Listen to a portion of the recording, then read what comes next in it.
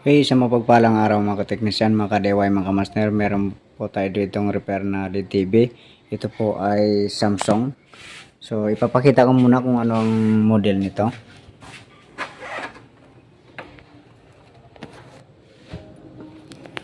So, ito po ang kanyang model. Ayan. UA40 H500 503AR. Ayan. So, testing natin. Saksak natin para malaman natin kung ano ang issue nito. Okay, so saksak natin. Ayun, may power naman siya.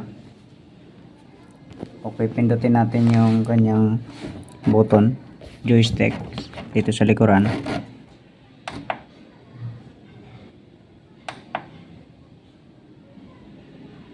Ayun, ayaw tumuloy.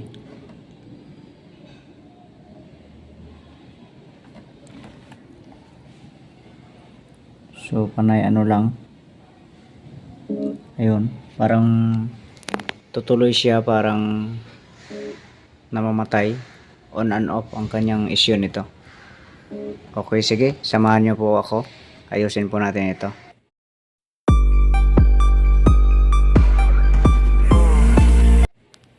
Ito po, natanggalan na natin ng screw. Ayan.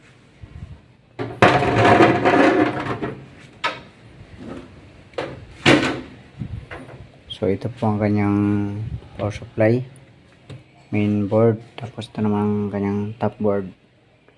So, ito na to ay madalas talaga nito. Bale, main board na sisira pagka ganito.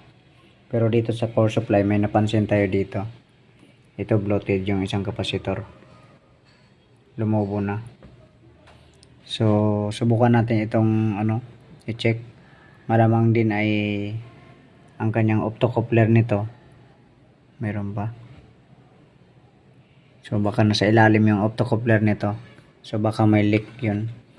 So minsan ang nagiging dahilan ng pagtaas ng voltahe or pagbaba ay dahil sa mga leak na optocoupler. Okay, sige. I-troubleshoot ko muna itong power supply.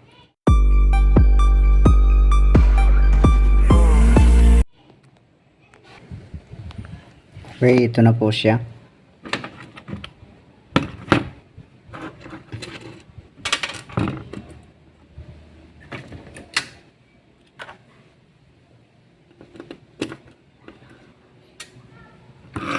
So, niresolder muna natin. Niresolder muna natin yung mga loose connection. Tapos chinek din natin yung niya, optocoupler. So good naman, okay naman siya, kaya hindi na natin pinalitan. So bali ito yung napalitan po natin, itong kapasitor na yung kanina na lumubo. Bali yung ito yung lumubo, ayan, bloated na siya. Tapos yung isa ay putol na rin yung paa, kinalawang na rin sa puno ng ng paa niya.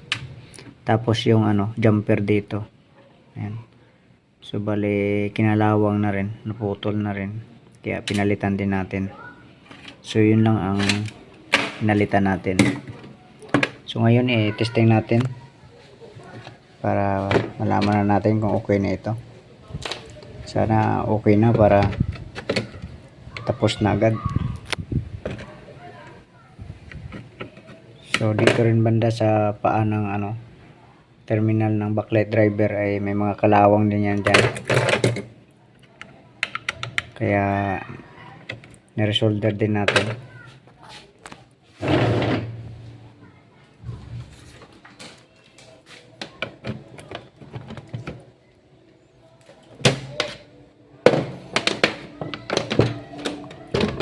Sige, saksak na natin to. Ayan. Ito, power naman. Ayan, parang ganun pa rin siya. Ayaw pa rin tumuloy.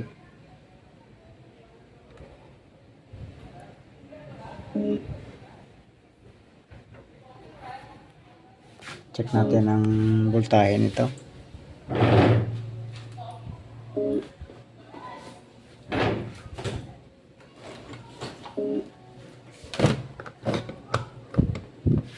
O tanggalin natin itong ano.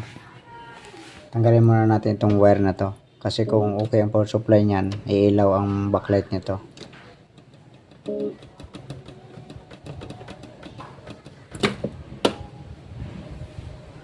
Wala. Hindi siya umilaw.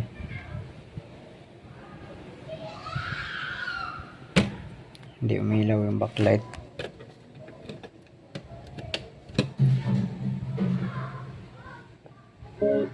Pero kanina kasi parang umiilaw to kanina eh. So check natin ulit dito, baka may loss na talaga yung hininang natin. Okay, ito bali hininang natin dito. Kasi putol na pala ang isang paa ng nakakabitan dito ng wire na to. So iano natin, saksak natin.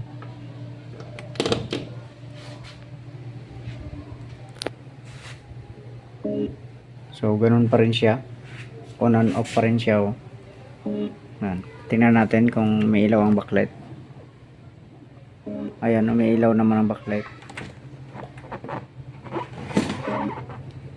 So dito para sa likod ay hindi makita na kung may ilaw na yung backlight, as in cover kasi yung likuran niya, naka-cover talaga kaya hindi makita. So hanap tayo ng mainboard nito, baka sa mainboard talaga, or check ko muna ito kung may grounded o wala.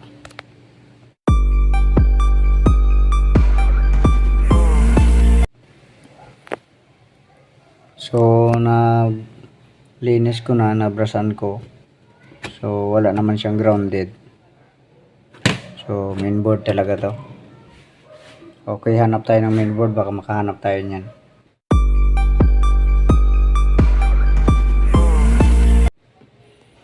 Ito po, nakahanap tayo. So same model din naman sila. So sana ay okay pa ito. Dahil sa kabilang TV ko lang din ito kinuha. Ito na to.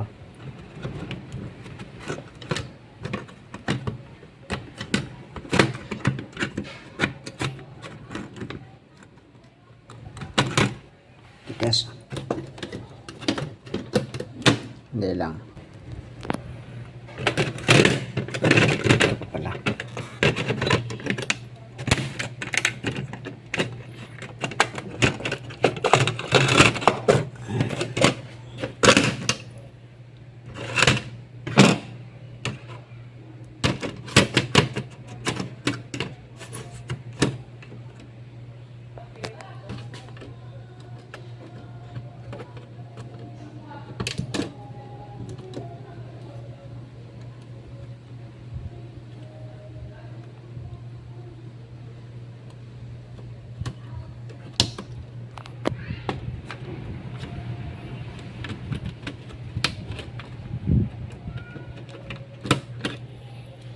Okay, sige.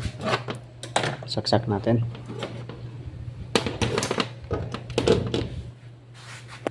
Ito may power. Ayun, tumuloy. Tingnan natin. Ayun, okay.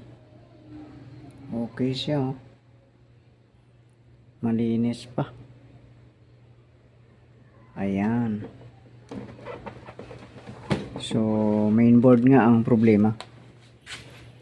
So, ang kagandahan dito sa ginawa natin kanina, inuna natin ito. Kasi para mas makondisyon talaga ang power supply. So, ito madalas talagang nasisira ito pag ganitong model. Itong may heatsink na to. So, mainboard, sirain ang mainboard nito eh. So, yun lang. Hanggang dito na lang ang video natin. So, God bless po sa inyong lahat.